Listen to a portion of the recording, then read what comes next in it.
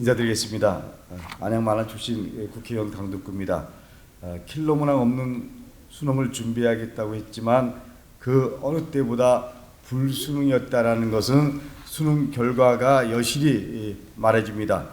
정부의 약속은 결국 거짓말이었음이 드러났습니다.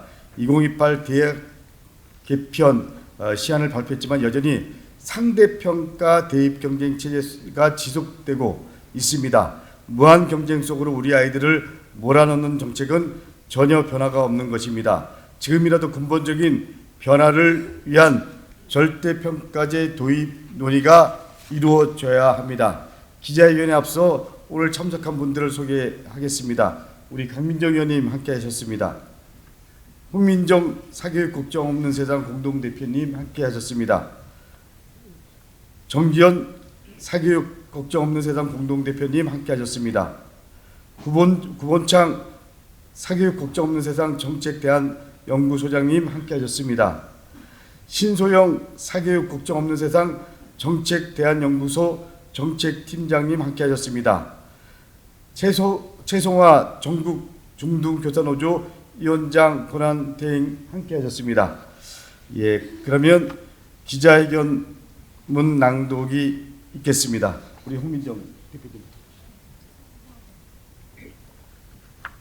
네, 낭독하겠습니다. 킬러 문항 배제 조치가 무색한 불수능, 상대평가 금지 법안의 조속한 통과를 촉구합니다. 정부가 킬러 문항을 배제하여 출제하겠다고 공언한 2024학년도 대학 수학능력시험 채점 결과가 지난 7일 발표되었습니다. 한국교육과정평가원이 발표한 성적 분석 결과에 따르면 국어 표준 점수는 150점, 수학은 148점, 영어 1등급 비율은 2018년 절대평가 도입 이래 최저 수준인 4.71%로 사실상 상대평가와 다름이 없어 국영수 공이 명백한 고난도 불수능이었습니다.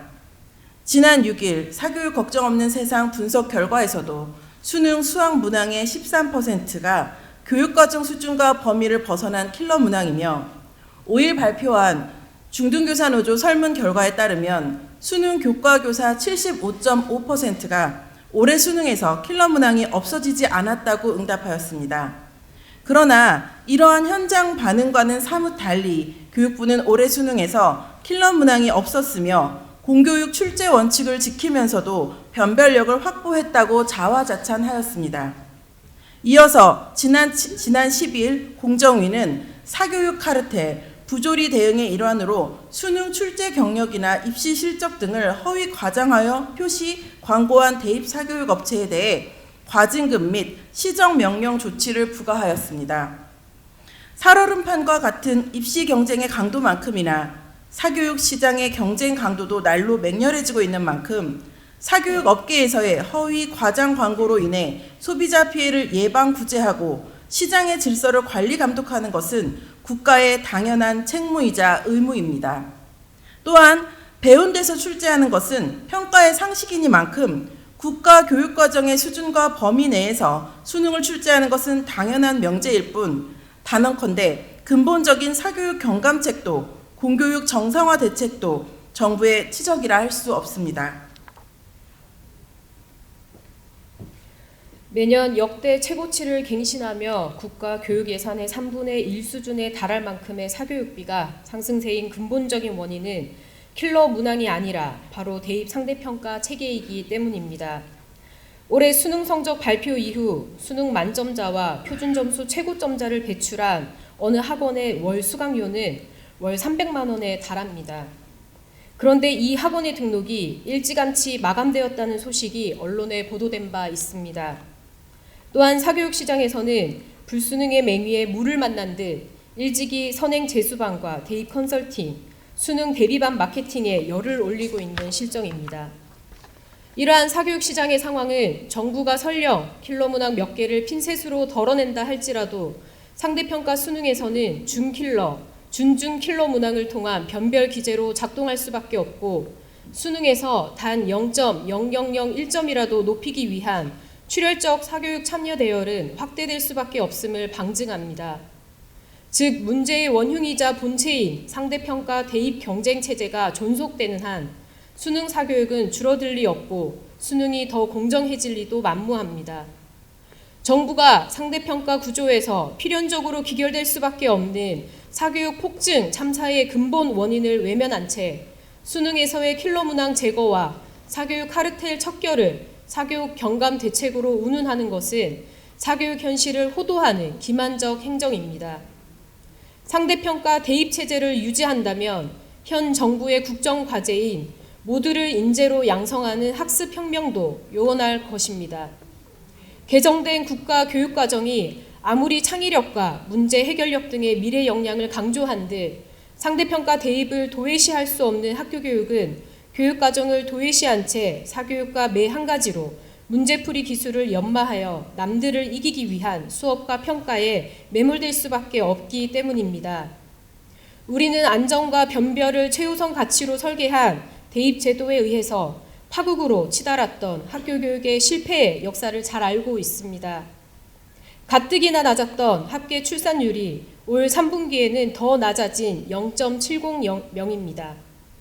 지역 소멸을 넘어 국가 소멸론이 거론되는 상황에서 단 한 명의 아이도 경쟁에서 낙오되고 도태되지 않도록 모두를 살리는 미래 교육으로의 새 판으로 반등을 꾀해야 할 전환기입니다. 모름지기 정부가 해야 할 일은 단언컨대 절대평가 시대의 문을 여는 일입니다.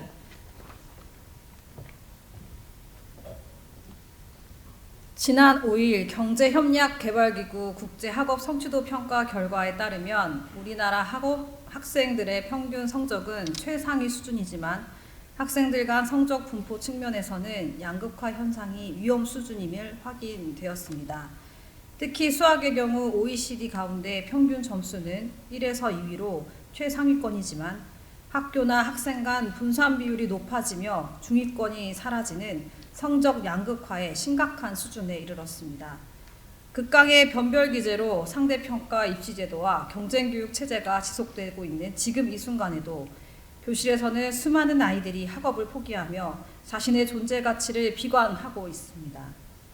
윤석열 정부가 진정 이 땅의 아이들이 겪는 경쟁교육의 고통에 관심을 두고 있다면 킬러 문항 없이도 변별이 가능하다는 미봉책으로 자족할 것이 아니라 대입 상대평가 체제를 종식하는 용단을 내려야 할 것입니다. 이를 위해 2028학년도 대입제도 시한이 확정되는 내년 2월까지 고교 내신과 수능을 절대평가 전환을 골자로 한 대입 상대평가 금지 법안을 조속한 통과를 촉구합니다. 한편 지난 8일 대입 절대평가 전환을 촉구하는 교육시민단체 연대는 정부 서울청사 앞에서 기자회견을 통해 교육부가 발표한 2028학년도 대입 시한과 관련하여 대통령실, 국가교육위원회, 교육부와의 공식 면담을 요청한 바가 있습니다. 그 결과 교육부와 대통령실 및 국가교육위원회 이배용 위원장의 경우 아직까지 묵묵부답으로 일관하고 있습니다.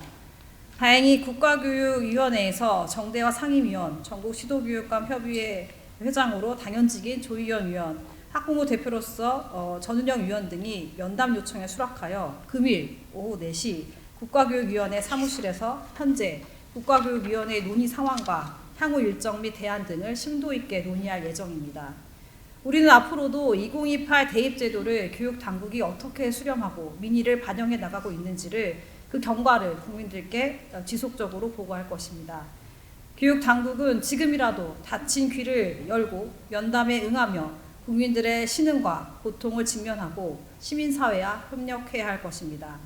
그것이 주권자를 존중하는 정부의 모습이자 매년마다 역대 최고치를 찍는 사교육비 문제, 수능 출제 심하다 불거지는 물수능, 불수능의 논란과 출제 오류의 혼란과 미래 교육을 역행하는 문제풀이식 입시 대비 교육의 고질적 문제를 극복하겠다는 의지의 표명이요.